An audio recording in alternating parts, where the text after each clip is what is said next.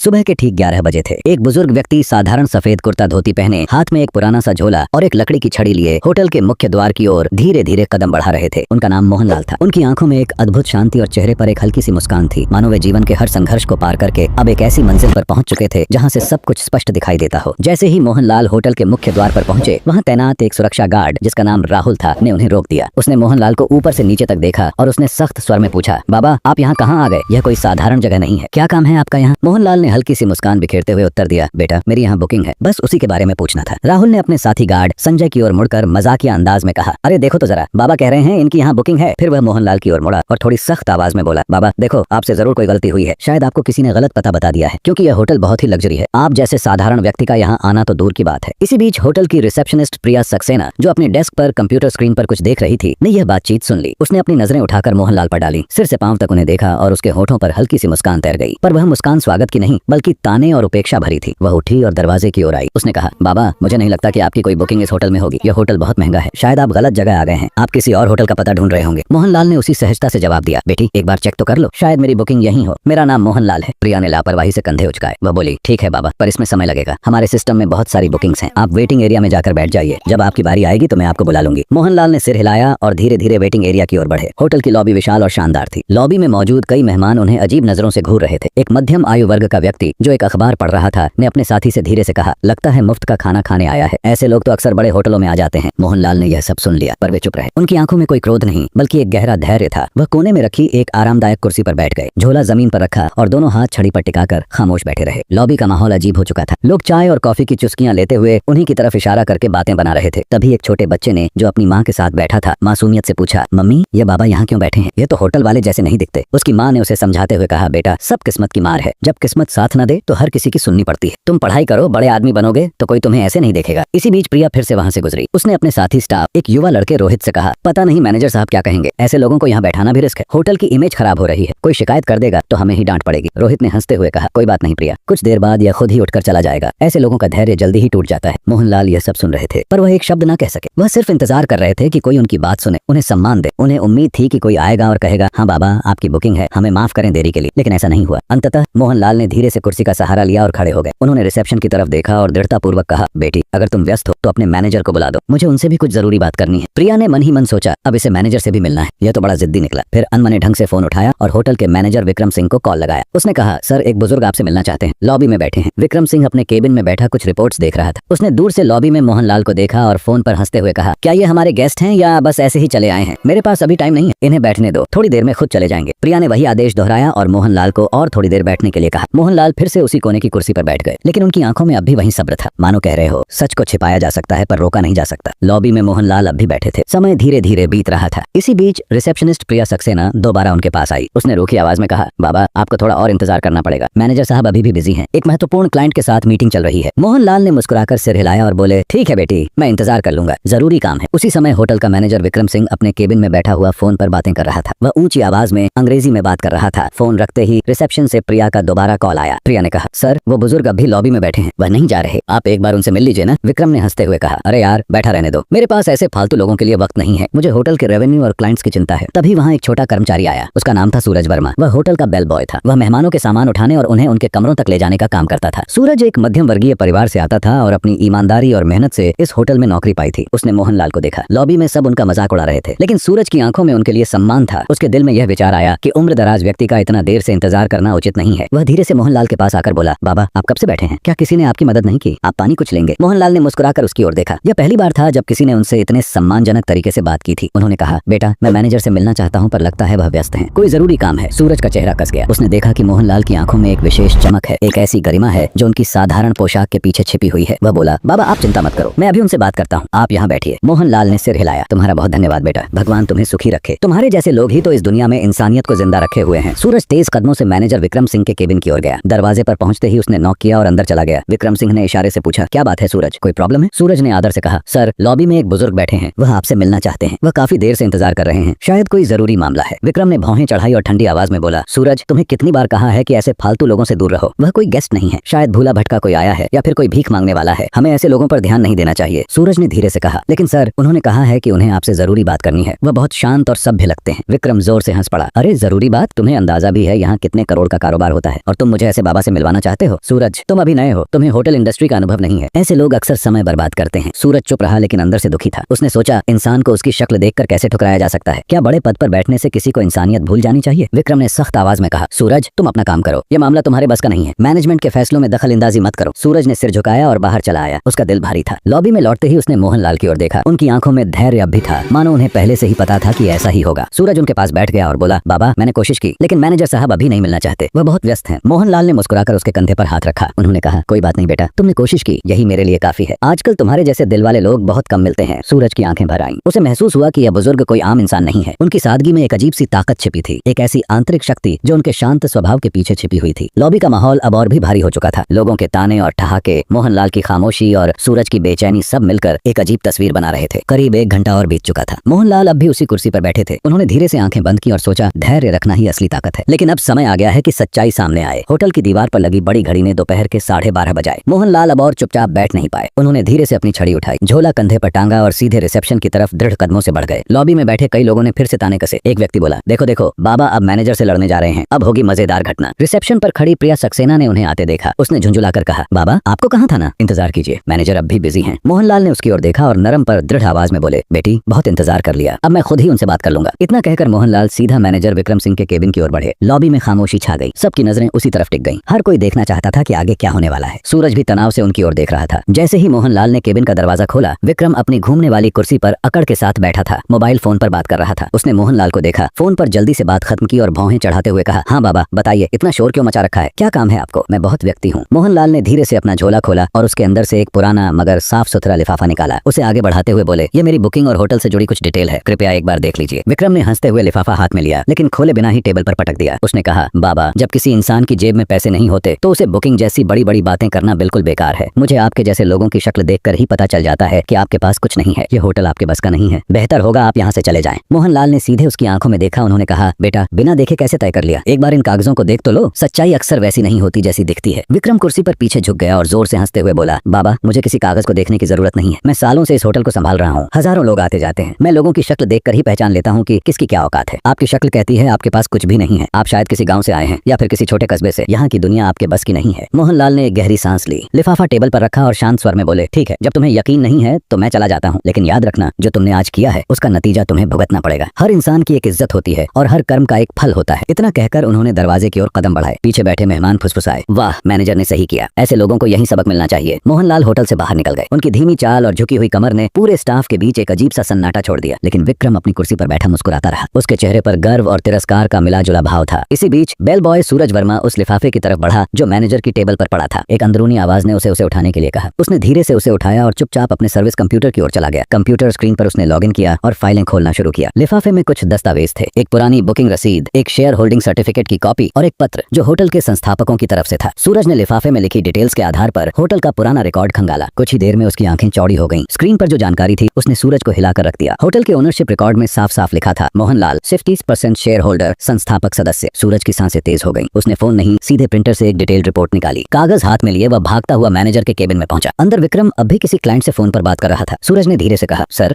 ये रिपोर्ट देखिए, जरूरी है। यह उन्हीं बुजुर्ग का मामला है जो यहाँ आए थे। विक्रम ने फोन रखते हुए सूरज की तरफ देखा और भौहें चढ़ा ली। सूरज, तुम्हें कितनी बार कहा है, मुझे ऐसे लोगों की रिपोर्ट्स में दिलचस्पी नहीं है। ये सब फालतू बातें हैं, मैं बिजी हूँ। सूरज ने फिर कोशिश की, लेकिन सर, यह रिपोर्ट साफ बताती है कि मोहनलाल हमारे होटल के मालिक हैं, असली मालिक। अगर हमसे कोई गलती हो गई है तो हमें माफी मांगनी चाहिए। विक्रम ने बीच में ही बात काट दी। उसने रिपोर्ट को अपनी तरफ सरका कर देखा, फिर बिना पढ़े ही उसे वापस सूरज की ओर धकेल दिया। उसकी आवाज में अहंकार पहले से और ज्यादा था। उसने कहा, मुझे यह सब बकवास नहीं चाहिए। तुम्हें मैंने कहा है ना, अपना काम करो। यह होटल मेरी मैनेजमेंट स्किल से चलता है, किसी पुराने बाबा की दान दक्षिणा से नहीं। अब बाहर जाओ। सूरज हैरान रह गया। उसके चेहरे पर गहरी बेचैनी थी। वह रिपोर्ट हाथ में लेकर वापस निकल गया। लॉबी में आते ही उसने मोहनलाल को याद किया। उनकी आंखों की गहराई, उनका धैर्य। उसे लगा यह मामला अब सिर्फ होटल तक सीमित नहीं है, यह इंसानियत की परीक्षा है। धीरे धीरे शाम होने लगी। मेहमान अपने अपने कमरों में चले गए। स्टाफ अपने काम में लग गया। लेकिन सूरज के दिल में हलचल बढ़ती गई। उसे यकीन था कि कल का दिन इस होटल की तस्वीर बदल देगा। अगली सुबह का नजारा बिल्कुल अलग था। होटल के हर कोने में हलचल थी। स्टाफ आपस में धीरे धीरे फुसफुसा रहे थे। एक वेटर ने दूसरे से कहा, कल जो बाबा आए थे, सुना है उनके बारे में कोई बड़ी बात है। दूसरे ने जवाब दिया, हाँ, सुना है, वह होटल के बड़े शेयर होल्डर हैं, असली मालिक हैं। मैनेजर साहब ने उन्हें ठुकरा दिया। यह खबर धीरे धीरे पूरे होटल में फैल चुकी थी। लेकिन किसी को अब भी भरोसा नहीं हो रहा था। सबके मन में सवाल था, क्या सच में वह बुजुर्ग साधारण कपड़ों वाला व्यक्ति इस आलीशान होटल का मालिक हो सकता है? सुबह के 10:30 पर लॉबी का माहौल अचानक बदल गया। होटल के मुख्य द्वार से वही साधारण कपड़े पहने बुजुर्ग मोहनलाल अंदर आए। लेकिन इस बार वह अकेले नहीं थे। उनके साथ एक सूट बूट पहना हुआ एक गंभीर व्यक्ति था, जिसके हाथ में एक काले रंग का ब्रीफकेस था। वह व्यक्ति होटल के कॉर्पोरेट कार्यालय से आया एक वरिष्ठ अधिकारी था। सभी की नजरें एक ही पल में उसी दिशा में टिक गई। गार्ड, रिसेप्शनिस्ट, वेटर सब सन्नाटे में खड़े रह गए। कल जिन्हें सबने अनदेखा किया था, आज वही शख्स होटल में किसी सम्राट की तरह प्रवेश कर रहे थे। मोहनलाल ने सीधे हाथ से इशारा किया, मैनेजर को बुलाओ। आवाज में अब कोई नरमी नहीं थी, बल्कि एक आदेश की कठोरता थी। थोड़ी ही देर में विक्रम सिंह बाहर आया। उसके चेहरे पर हल्की घबराहट थी, पर अहंकार अब भी बाकी था। वह आधा मुस्कुराकर बोला, जी बोलिए बाबा, आज फिर आ गए, क्या बात है? मोहनलाल ने सीधे उसकी आंखों में देखा और ठंडी आवाज में कहा, विक्रम सिंह, मैंने कल ही कहा था तुम्हें अपने कर्मों का नतीजा भुगतना पड़ेगा। आज वह दिन आ गया है। विक्रम सकपका गया। उसने हंसी में बात टालने की कोशिश की। अरे बाबा, ऐसी क्या बात हो गई? चलिए आपको एक कप चाय पिलाता हूँ। मोहनलाल के साथ आए अधिकारी ने आगे बढ़कर ब्रीफकेस खोला। उसमें से मोटी मोटी फाइलें और दस्तावेज निकाले और सबके सामने रिसेप्शन काउंटर पर रख दिए। उसने जोर से और स्पष्ट आवाज में कहा, ये डॉक्यूमेंट साफ बताते हैं कि इस होटल ग्रैंड रॉयल के 65% शेयर श्री मोहनलाल के नाम पर हैं। वह इस होटल के संस्थापक सदस्य और असल मालिक हैं। पूरा स्टाफ स्तब्ध रह गया। प्रिया सक्सेना के हाथ कांपने लगे। लॉबी में मौजूद मेहमानों ने एक दूसरे को देखा और फुसफुसाए, यह तो सच में मालिक हैं। हमसे कितनी बड़ी भूल हो गई, हमने भी उनका मजाक उड़ाया था। मोहनलाल ने अपनी छड़ी जमीन पर टिका दी। उनकी आवाज अब तेज और दृढ़ थी, जो पूरी लॉबी में गूंज रही थी। विक्रम सिंह, आज से तुम इस होटल के मैनेजर नहीं रहोगे। तुम्हारी जगह अब सूरज वर्मा इस पद को संभालेगा। विक्रम गुस्से से कांपते हुए बोला, आप होते कौन है मुझे हटाने वाले? मोहनलाल गरजते हुए बोले, यह होटल मैंने बनाया है। इसकी नींव मेरी मेहनत और सपनों से रखी गई थी। जब तुम स्कूल में पढ़ रहे थे, मैं चाहूँ तो तुम्हें एक पल में बाहर का रास्ता दिखा सकता हूँ, पर दंड स्वरूप तुम्हें फील्ड का काम दिया जा रहा है। अब वही काम करो जो तुमने दूसरों से करवाया है। फिर मोहनलाल ने सूरज को पास बुलाया। उन्होंने उसके कंधे पर हाथ रखते हुए कहा, तुम्हारे पास धन नहीं था, लेकिन दिल में इंसानियत थी। यही असली काबिलियत है, इसलिए तुम इस पद के हकदार हो। सूरज की आंखों से आंसू बह निकले। वह भावुक होकर बोला, साहब मैंने तो बस इंसानियत निभाई थी, मैं इस पद के लायक नहीं हूँ। मोहनलाल मुस्कुराए, यही सबसे बड़ी योग्यता है बेटा। ईमानदारी और इंसानियत से बड़ा कोई गुण नहीं होता। फिर उन्होंने रिसेप्शनिस्ट प्रिया सक्सेना की ओर देखा। मोहनलाल बोले, प्रिया तुम्हारी ये गलती पहली है, इसलिए तुम्हें माफ कर रहा हूँ, लेकिन याद रखना इस होटल में कभी किसी को उसके कपड़ों से मत आंकना। हर इंसान की इज्जत बराबर है, चाहे वह राजा हो या रंक। प्रिया ने हाथ जोड़ लिया और रोते हुए कहा, सॉरी सर, मुझे माफ कर दीजिए, आगे से ऐसा कभी नहीं होगा। मैं सबक सीख गई हूँ। मोहनलाल ने चारों तरफ देखा और ऊंची आवाज में घोषणा की, सुन लो सब लोग, यह होटल सिर्फ अमीरों का नहीं है। यहाँ इंसानियत ही असली पहचान होगी। जो भी अमीर गरीब का फर्क करेगा, वह इस जगह पर रहने लायक नहीं होगा। हर इंसान का इस होटल में स्वागत है, बशर्ते उसका दिल साफ हो। लॉबी में मौजूद मेहमानों ने जोरदार तालियां बजाईं। हर कोई मोहनलाल को सम्मान की नजरों से देख रहा था। मोहनलाल ने अंत में कहा, याद रखो, असली अमीरी पैसे में नहीं, सोच में होती है। अगर सोच बड़ी हो तो इंसान खुद ही बड़ा बन जाता है, और अगर सोच छोटी हो तो चाहे कितने भी पैसे क्यों ना हो, इंसान छोटा ही रह जाता है। इतना कहकर वह अधिकारी के साथ होटल से बाहर निकल गए। उस दिन के बाद होटल ग्रैंड रॉयल का माहौल पूरी तरह बदल गया। स्टाफ अब हर मेहमान के साथ सम्मान और इज्जत से पेश आता। सूरज वर्मा ने मैनेजर का पद संभाला और अपनी ईमानदारी और मेहनत से होटल को नई ऊंचाइयों पर पहुंचाया। लोग अक्सर कहते, मोहनलाल ने सिर्फ एक होटल नहीं बनाया, बल्कि इंसानियत की नींव रखी। और इस तरह एक साधारण से दिखने वाले बुजुर्ग ने न सिर्फ एक घमंडी मैनेजर को सबक सिखाया, बल्कि सभी को यह एहसास कराया कि इंसानियत और सम्मान ही दुनिया की सबसे बड़ी संपत्ति